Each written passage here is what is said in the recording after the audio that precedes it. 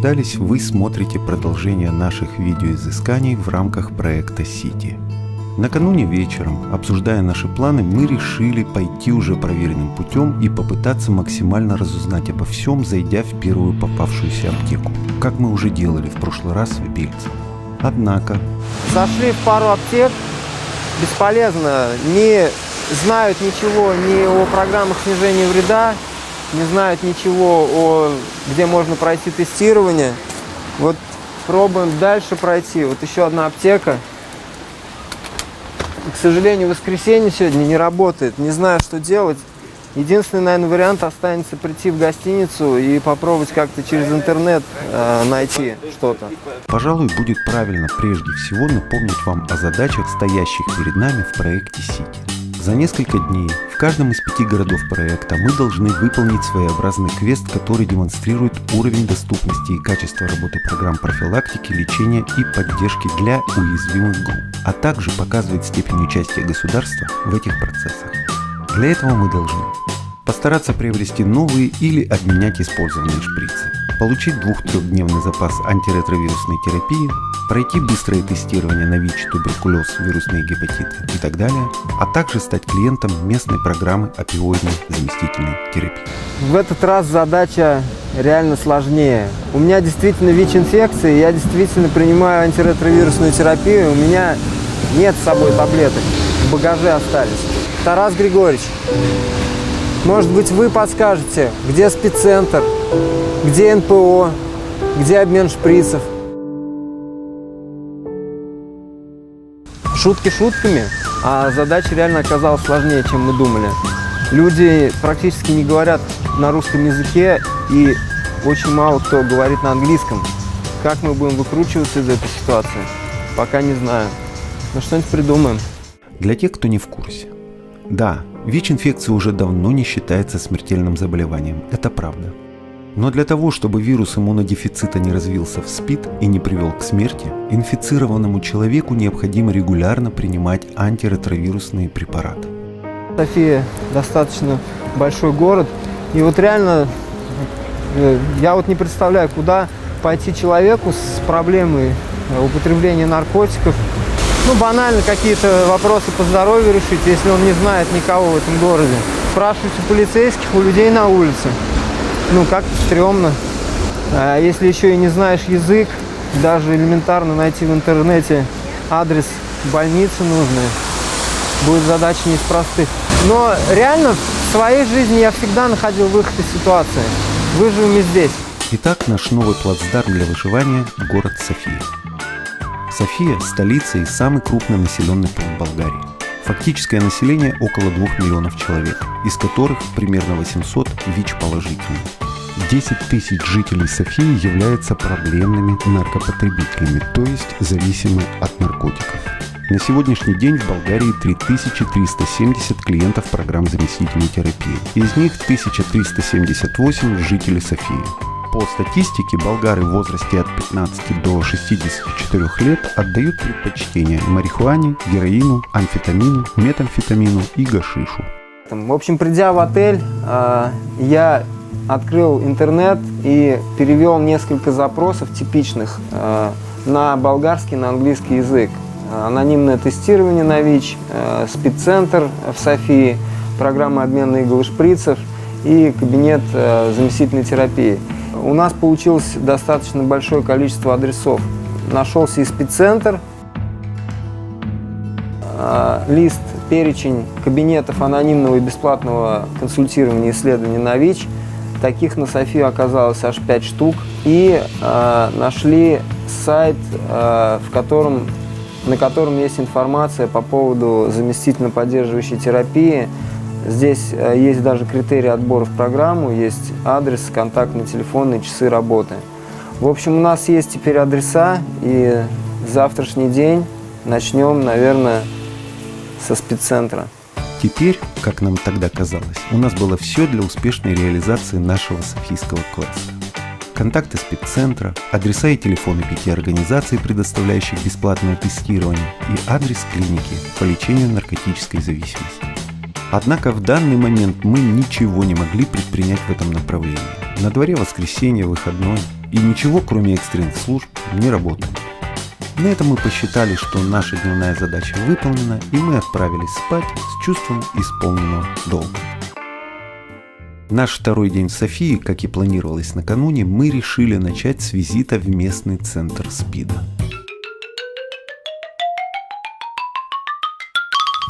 К походу в спеццентр готов.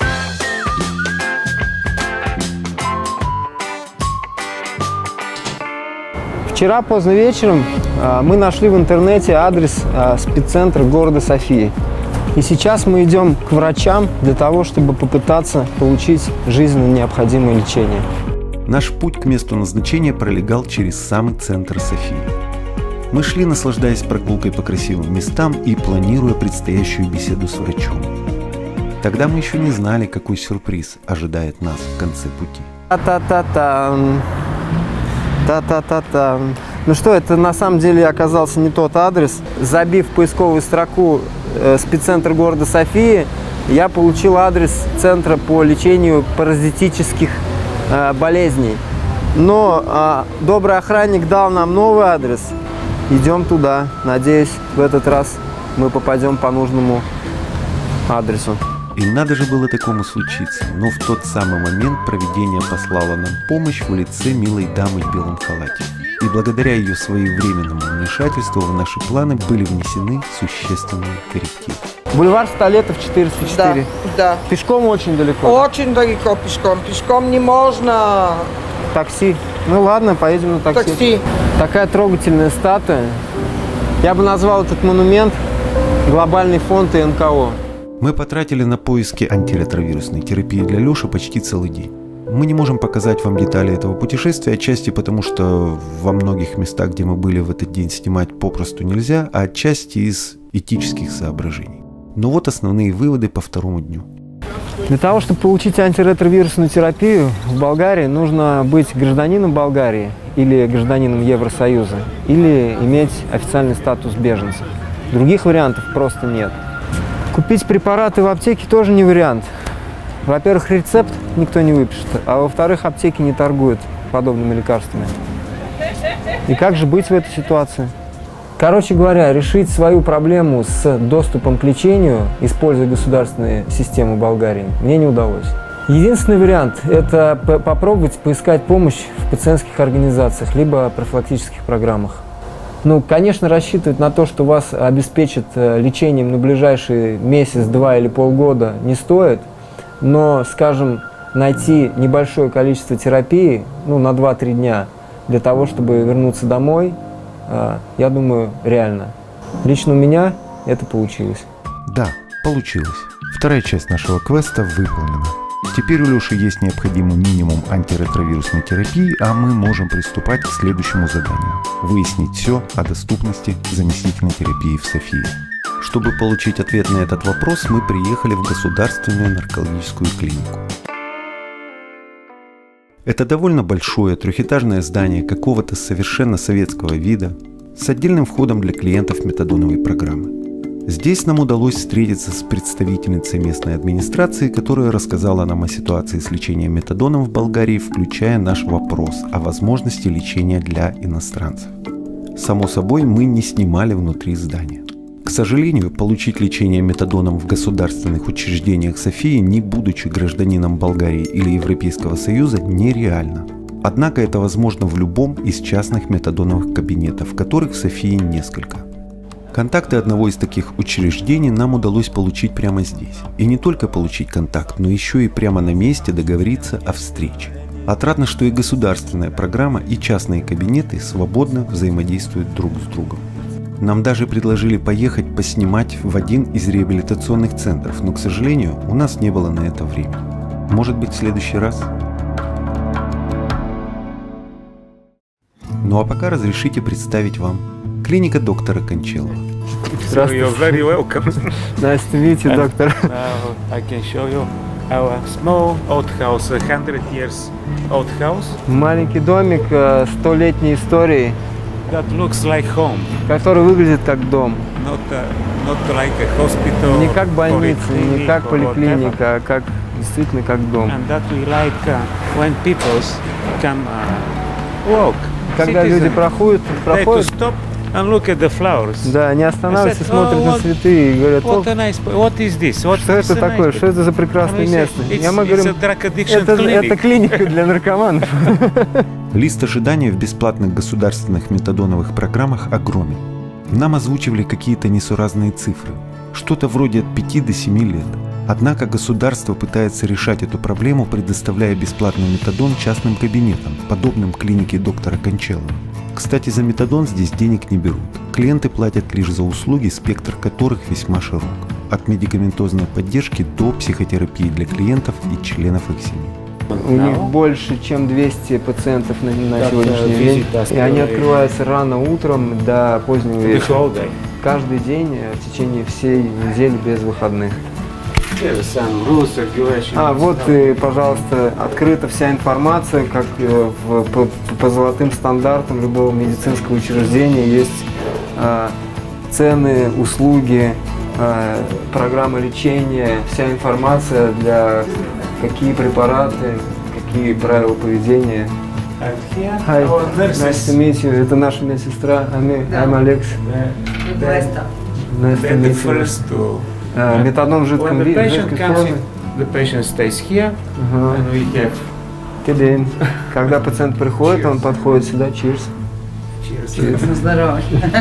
пьет сироп метадона. Да, в этой комнате были проведены первые сессии с первыми пациентами. And then we started the group sessions. И с тех пор мы начали групповые проводить занятия психологической динамики, когнитивной терапии. And here you see with the sense of the patients. И здесь вы видите, что сами пациенты, они сами создали себе правила. Арт-терапия, фильмотерапия, это так круто. Музыкальную терапию я видел. Вот эти ладони на стенах как символ победы. Терапия. Пациенты, которые получили успех в терапии, они оставляют свой знак победы о том, что они справились со своей зависимостью. Мы очень рады за тех людей, у кого получилось справиться со своей болезнью. И все это благодаря тому, что они когда-то стали пациентами доктора Кончалова. Давайте же узнаем, как это происходит и какие условия существуют для попадания в программу заместительной терапии.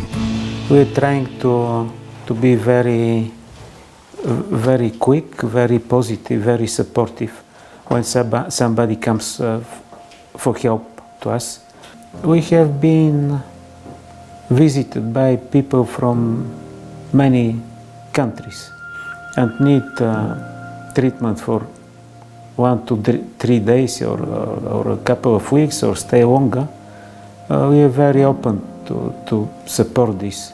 We have a license. We have from the Ministry of Health. We have the permission to use methadone, buprenorphine, and substitute morphine retard. But we're using mainly the methadone treatment because I believe it is the best option. For now, unfortunately, in Bulgaria, buprenorphine is allowed, but not available. There is no company to import it to the clinic, so it's a problem. Мы не могли не спросить у доктора, какова, по его мнению, роль государства в решении проблем, связанных с употреблением наркотиков. What I think it's the same all over the world.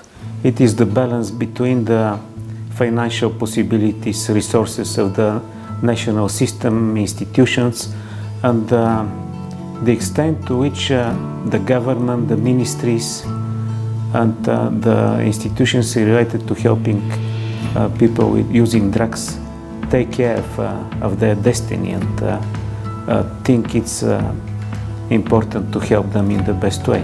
What I would say is Bulgaria had very substantial, important steps forward to have a national treatment system that covers 30 centers around the country. 10 of these are in Sofia, the others in the big cities, which is a big progress overcoming the heroin epidemic that emerged in the middle and the end of the 90s. The most important, I think, is to treat them as people that have future, that have their life, and treating them with belief that they will overcome the addiction and have good life. And this is very important, I think. Прекрасно сказано. Давайте прервемся на минуту и заглянем в наш план. Следующим номером нашей программы значится быстрое тестирование, или, как говорят здесь, в Болгарии, борзое тестирование. В интернете нам удалось найти целых 5 адресов организаций, по одному из которых мы и приехали. И несмотря на то, что был самый конец рабочего дня, нам посчастливилось встретиться с генеральным директором организации «Здоровье без границ» Еленой Беренджиевой, которая любезно согласилась ответить на наши вопросы. Now you are in the Center for Sexual Health, Sofia. This is low access center, community center for testing and counseling. Here everybody could do anonymous and voluntary HIV testing, hepatitis C and B testing. So the center is existing 15 years. It's the mostly effective place in the capital because we discover 55% of new HIV positive cases in Sofia and 25% from all the Bulgaria. So here in this small place we have very good system for counseling, testing and access population at risk. Помимо Центра здоровья без границ, здесь, в Софии, есть еще одно место, где можно пройти анонимное тестирование – Государственный медицинский центр. Если вам интересно, посчитайте на досуге, сколько лет потребуется этим двум центрам, чтобы протестировать все население Софии, при условии, что на тестирование одного человека уходит в среднем не менее 20 минут. Эта организация называется «Здоровье без границ», и они любезно согласились протестировать меня, и сейчас мы покажем, как это происходит. Здравствуйте. Алексей, nice to meet you. I want to make a test for myself for HIV infection. Is it possible? First letter in your name. First letter A. Алексей, A. То есть вот анонимный код. Да. Да, то есть не нужно даже никаких данных, ни документов. Можно просто прийти действительно без каких-либо барьеров, ограничений пройти тест. Cool. Обратите внимание, информированное согласие. Такой бумаги часто мы не видим даже в государственных клиниках.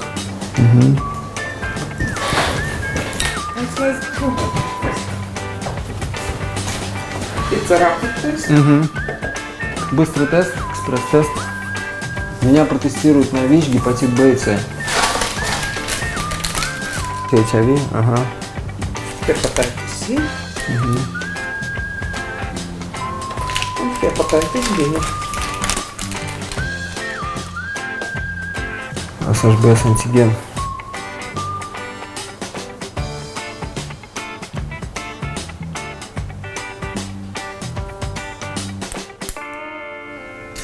Первый раз вижу такой скарификатор, вообще безболезненный совершенно. After 10 minutes, the test is ready. То есть получается, если мы вспомним о целях 90-90-90, которые ставили и утверждали страны по борьбе с эпидемией, одна из целей это, что 90% людей знают свой ВИЧ-статус. И вот эта организация, как ни странно, в этих условиях отсутствия финансирования продолжает следовать поставленным задачам и заниматься профилактикой. Это очень радует. Но, к сожалению, радует не все. The perspective, if we talk about this 90-90-90, on the basis of prevention, we are just stuck. The anonymous and free of charge places closed down. People will have no access to free counseling and testing. Respectively, a lot of people who will not know their status, and the problem with the treatment will become more and more severe because of the, genetics are coming, world is changing, and the Ministry of Health is not feeling, have no positive feeling to increase the funds for treatment. So my prognosis is that after 2-3 years we will have really serious situation in Bulgaria in terms of the 390s. Прошло 5 минут, и мы готовы услышать результат и увидеть. HIV positive and hepatitis C positive. Положительный тест на ВИЧ и положительный тест на гепатит С. Спасибо большое вам. Тестирование пройти нам удалось. Единственное, одна из 5 организаций, найденных нами на сайте, работает, остальные закрылись ввиду отсутствия финансирования. Местный государственный бюджет пока не поддерживает данный проект, данную организацию. Не очень надеюсь, что это поменяется. А сейчас я пойду в аптеку и попробую приобрести шприц. Потому что есть информация, что приобретение шприцов иногда бывает проблематично.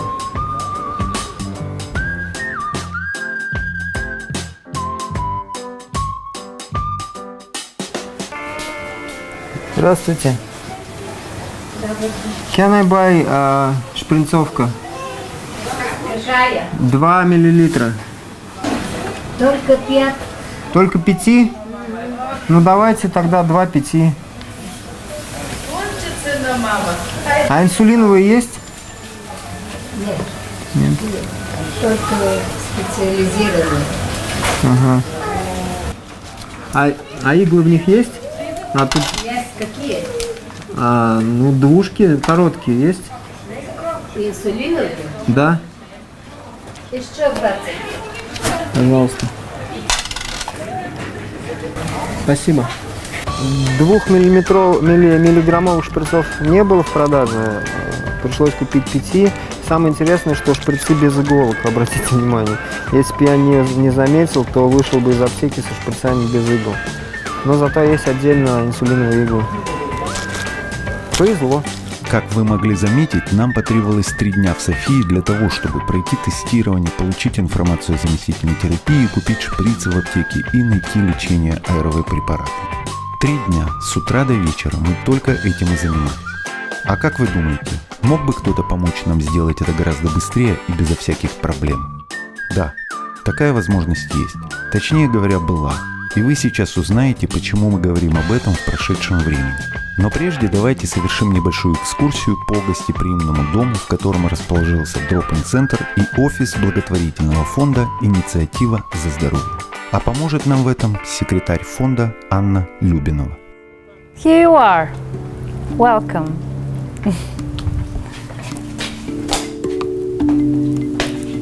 This is our place. Here we have our small drop-in center for drug users, and upstairs we have our administrative office. This is the room where we say hello to our visitors, to our drug-using clients, and here they can also get some materials like syringes, condoms, needles, and everything that they need. We have a small but very nice and very cozy kitchen where we have coffee, lunch.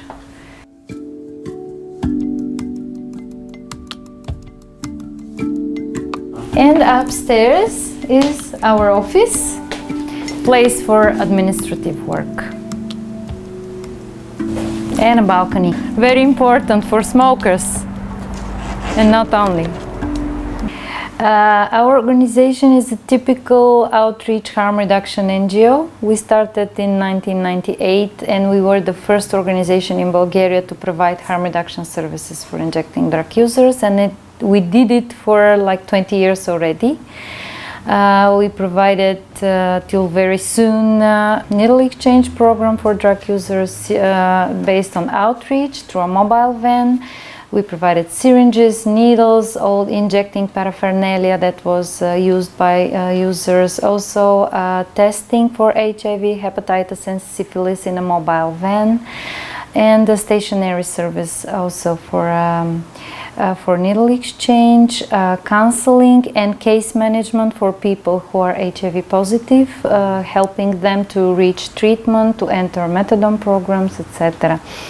I'm telling it was because unfortunately right at that moment we don't have available funding to continue with our services, because these services were funded for a very long time through the grant of the Global Fund in Bulgaria, which just ended for HIV program. And right at the moment we are in a gap with our service provision. We continue to provide, however, services for tuberculosis prevention and control under the Global Fund grant. So we still work on site with drug users. We keep on visiting our clients, and in the frames of that work, once a week on a voluntary basis, we continue to provide some limited needle exchange services to some spots that are very hot. Unfortunately, at this very moment, there is no other service of this type in Sofia, and drug users do not have access to clean syringes and needles, except the ones that they can buy in pharmacies, possibly. But there is a very risky group of marginalized street drug users that actually would never ensure themselves with clean injecting equipment if there is no program to provide it on site for them. And these people are now without any service of this type. And what we see now, visiting them once a week, we see that the limited amount of syringes that we distribute are circulated among the group and used many times, and this is a very, very risky practice, and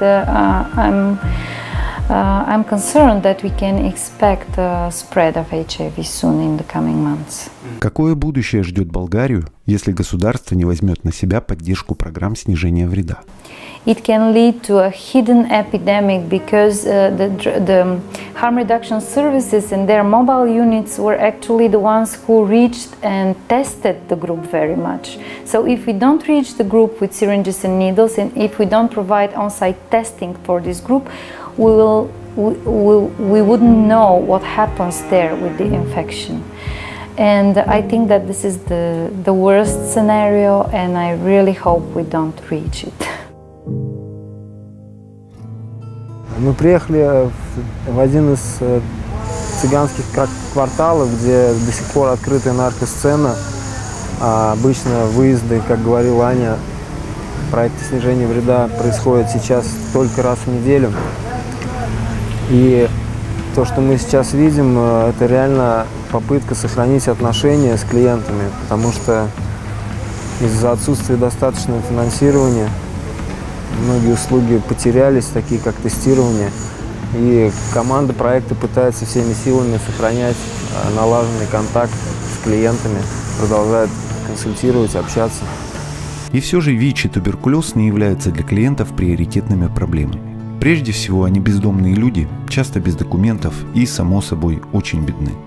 Практически все свое время они вынуждены тратить на поиски наркотиков, и им попросту некогда решать другие проблемы.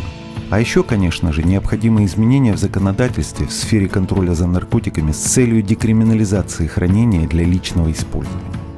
Но в данный момент вопрос даже не в этом, а в том, чтобы сохранить то немногое, что есть сейчас.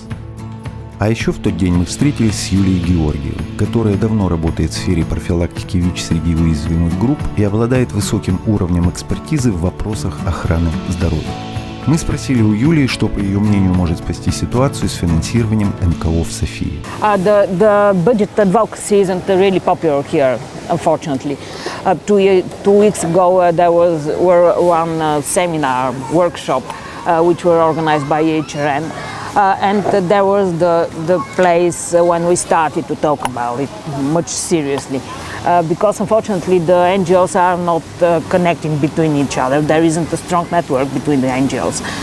And I really hope that after this workshop they decided to start at work together and to start lobbying for some funding from the country, etc. And I really hope that it's going to happen, and it can be really strong to work with the officials. Мы также спросили о том, как организации сообществ могут участвовать в этих процессах и какая именно помощь им нужна для того, чтобы стать сильнее. If you want to strengthen the community representation in Bulgaria, I think that they need some support. They need. Usually, the people who are users, they don't have a way. They don't have. They don't know languages. They don't know how to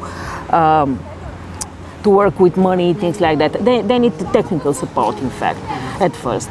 And right now we have those two amazing guys who are ready to do it. One of them knows English and Russian. It's amazing, absolutely. And they have an ambitions to starting something.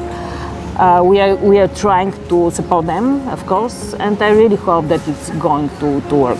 Because without drug policy organization and without community organization, we will not be able to speak for really strong civil society at all. There are only service providers, are the other part of the politer, you know. And they are really dependent from the Ministry of Health and from the officials. So we need independent people and organizations who can advocate for the rights of the people who are using drugs. Do you have your own message to government, to authorities, to people who make a decision? Guys, be wise. Вот такая вот она, Болгария. Ну и по сложившейся традиции весь отснятый материал на этой флеш-карте мы оставим вот в этом конверте и вернемся к нему спустя какое-то время. Это был канал Drug Users News, София, Болгария. Очень просто вершить судьбу людей, сидя в кабинете. Но в реальности отказать в финансовой поддержке программам снижения вреда – это все равно, что, выйдя однажды вместе с волонтерами на улице Софии, сказать, глядя в глаза тому, кто пришел за помощью: «Послушай, друг, в нашем бюджете, к сожалению, нет денег на то, чтобы ты продолжал жить».